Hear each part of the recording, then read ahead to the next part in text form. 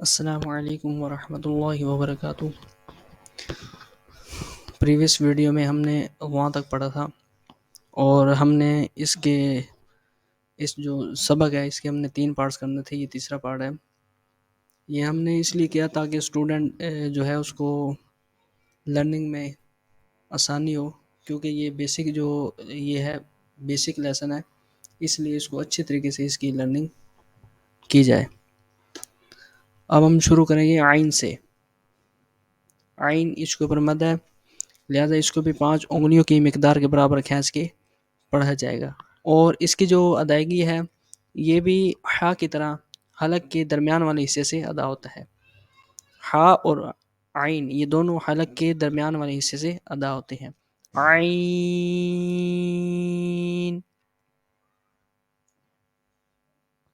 عین،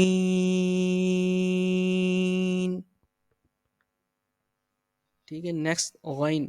غین یہ حروف مستعلیہ میں سے ہے، اس کے اوپر بھی مد ہے، لہٰذا اس کو بھی 5 انگلیوں کی مقدار کے برابر کھینچ کے پڑھا جائے گا، اور اس کی جو ادائیگی ہے یہ حلق کے اوپر والے حصے سے ادا کیا جاتا ہے۔ حلق کے اوپر والے حصے سے اس کی ادائیگی ہوتی ہے۔ غین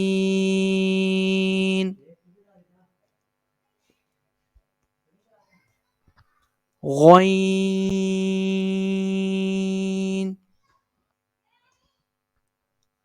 ٹھیک ہے۔ نیکسٹ فا۔ فا اس کو 1 انگلی کی مقدار کے برابر کھینچ کے پڑھا جاتا ہے، اور یہ ہونٹوں والا حرف بھی ہے، یعنی ہونٹوں کی موومنٹ سے ادا ہوتا ہے۔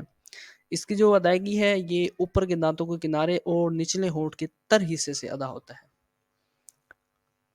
فا فا فا، ٹھیک ہے۔ نیکسٹ قوف۔ قوف یہ بھی حروف مستعلیہ میں سے ہے، اس کے اوپر بھی مد ہے، لہذا اس کو بھی 5 انگلیوں کی مقدار کے برابر کھینچ کے پڑھا جائے گا، اور اس کی جو ادائیگی ہے یہ زبان کی جڑ اور تالو کے نرم حصے سے ادا ہوتا ہے۔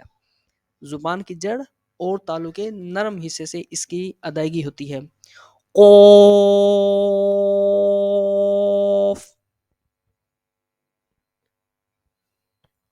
قوف،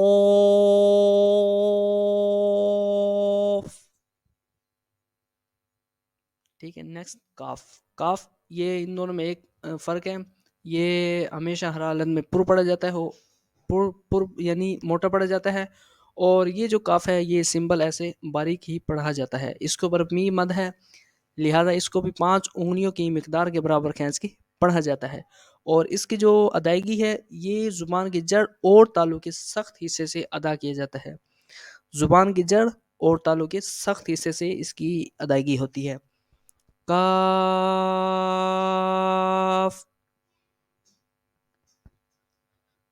کاف، ٹھیک ہے۔ نیکسٹ لام۔ لام اس کے اوپر مد ہے، لہذا اس کو بھی 5 انگلیوں کی مقدار کے برابر کھینچ کے پڑھا جاتا ہے، اور اس کی جو ادائیگی ہے یہ زبان کا کنارہ اور توحق سے ثنایا تک کے منصوڑوں سے ادا ہوتا ہے۔ یہ ثنایا جو ہوتے ہیں فرنٹ والے 2 دانت، اور توحق جو ہوتے ہیں یہ لیفٹ سائڈ اور رائٹ سائڈ دونوں سے لیفٹ سائڈ اور جو رائٹ سائڈ کے جو ثنایا سے جو پچھلے دانت ہوتے ہیں ان کی موومنٹ سے، ان کی مدد سے یہ ادا کیا جاتا ہے۔ لام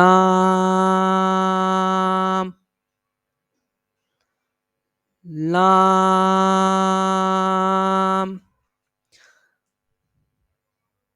نیکسٹ میم۔ میم اس کے اوپر مد ہے، لہذا اس کو بھی 5 انگلیوں کی مقدار کے برابر کھینچ کے پڑھا جاتا ہے، اور اس کی جو ادائیگی ہے یہ دونوں ہونٹوں کے خشک حصے سے ادا کیا جاتا ہے۔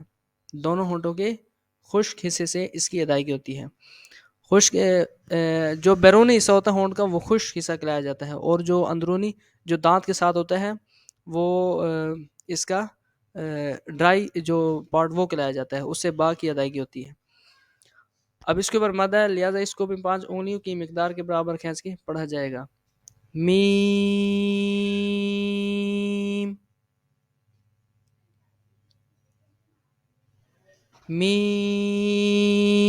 میم، ٹھیک ہے۔ نیکسٹ نون، نون اس کے اوپر مد ہے، لہٰذا اس کو بھی 5 انگلیوں کی مقدار کے برابر کھینچ کے پڑھا جائے گا. نون،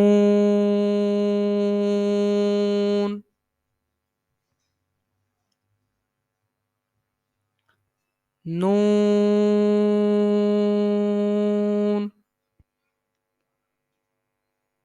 ٹھیک ہے. نیکسٹ واو، واو اس کے اوپر مد ہے، لہذا اس کو بھی 5 انگلیوں کی مقدار کے برابر کھینچ کے پڑھا جاتا ہے، اور اس کی جو ادائیگی ہے یہ ہونٹوں کی گلائی سے ادا کیا جاتا ہے.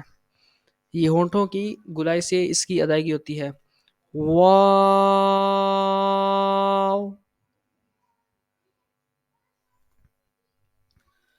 واو.